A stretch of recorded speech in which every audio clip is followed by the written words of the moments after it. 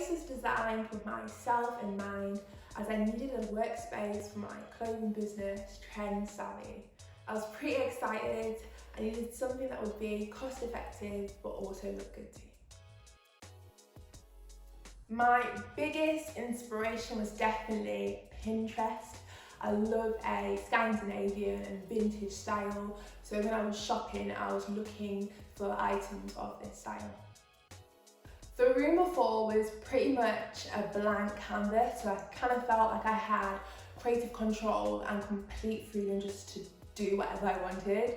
In fact, I was told, you know what, just do whatever you want, even if that means like nailing things or like hammering things, which sometimes you don't have the freedom to do.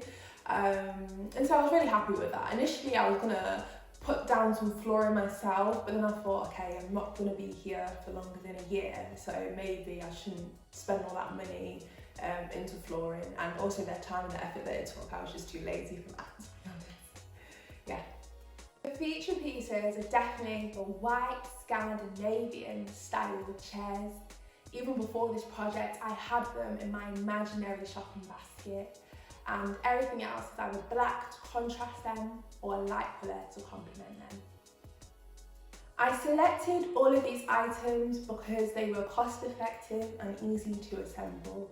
I had a budget of £150 and I needed everything to be under that budget. I was also setting up everything by myself and I needed something that would be easy enough for even me to put up. Thank you for watching. If you like this video, like and subscribe. And also, I'd love to hear about what your favourite item in the room was. Was it the mirror, was it the rug, or was it the clothing rail? Comment down below and let me know. Bye.